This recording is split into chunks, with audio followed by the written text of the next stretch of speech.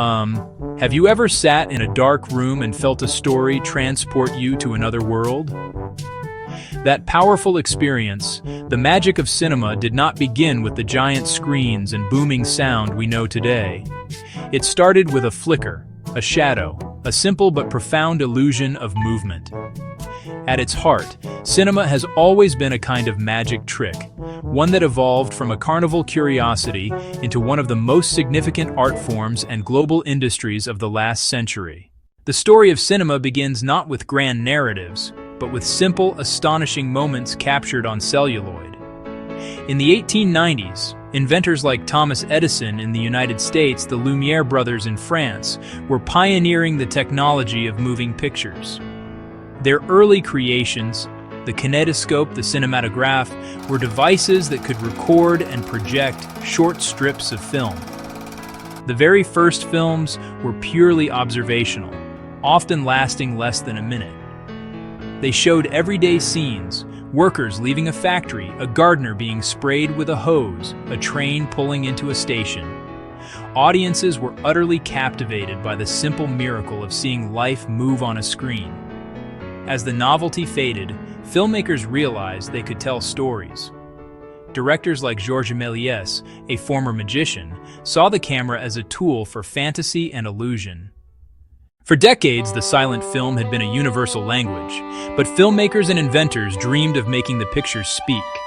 The transition to sound was gradual and often clumsy. Early attempts used phonograph records, but synchronization was a nightmare.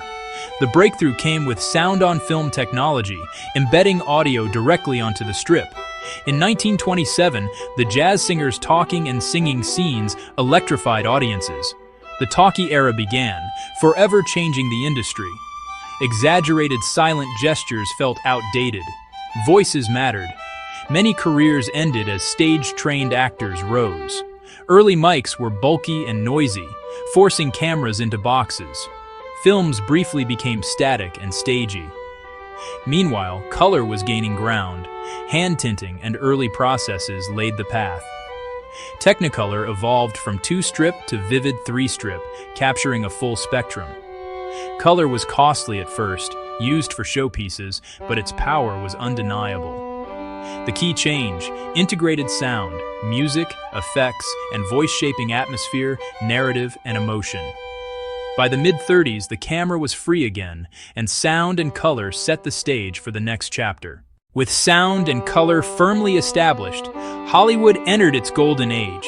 From the early 30s to the late 50s, major studios dominated. They controlled production, distribution, and exhibition, owning sound stages, backlots, and departments. Most importantly, they owned the talent: actors, directors, writers, technicians, on long-term contracts. The system churned out films and perfected genres. Studios built identities: glamorous musicals and prestige dramas, gritty gangster and social issue pictures, iconic monster movies.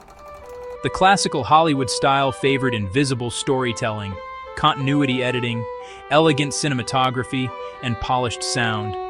Classics of the era defined the look and feel of studio cinema. By the late 40s, the system cracked. The Paramount decree forced theaters' sale. Television lured audiences away. Stars pushed for freedom. Long-term contracts faded. The decline opened doors to new voices at home and around the world. As the studio system waned, a creative explosion emerged worldwide. After World War II, filmmakers sought personal, realistic, ambitious cinema. Italian neorealism took cameras into war-ravaged streets, using non-professional actors to tell working-class stories. Bicycle thieves became a global touchstone for raw humanism. In France, the new wave rejected rules. They embraced handheld cameras, jump cuts, improvisation, and real locations, charged with energy and intellect. The director as auteur, personal vision imprinted on every frame. Across Japan and Sweden, filmmakers like Akira Kurosawa and Ingmar Bergman elevated cinema as serious art. These movements profoundly impacted America. A new generation absorbed authorial vision and gritty authenticity. Their influence fueled New Hollywood, director-driven films with bold personal voices. While New Hollywood told intimate, often downbeat stories, another model gathered force. In 1975, Jaws became a cultural phenomenon, smashing box office records and inventing the summer blockbuster. Star Wars scaled it up, mythic storytelling fused with groundbreaking effects, captivating the world. Studios concentrated resources on event films, backed by massive marketing for unprecedented profits.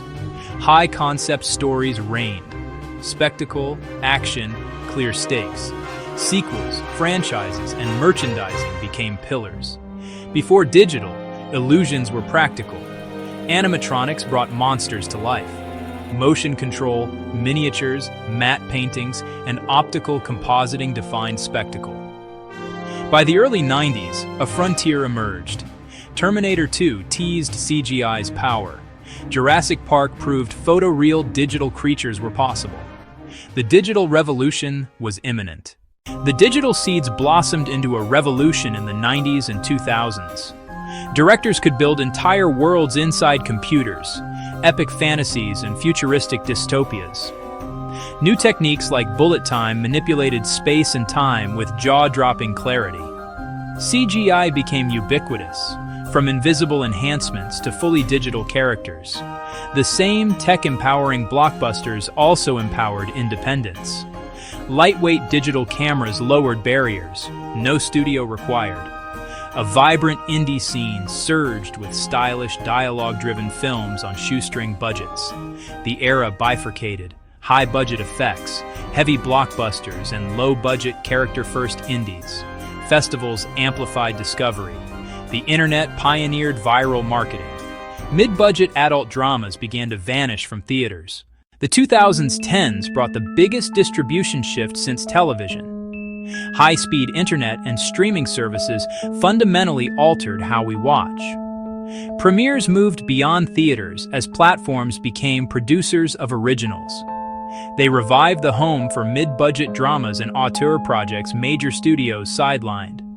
The lines between film and television blurred into prestige long-form storytelling. A debate ignited, streaming's access versus the immersive communal theater. Media convergence and globalization boosted international visibility. Global hits crossed language barriers. Platforms made films from India, Spain, Germany, and beyond instantly available. Virtual production with massive LED walls reshaped how worlds are created in camera.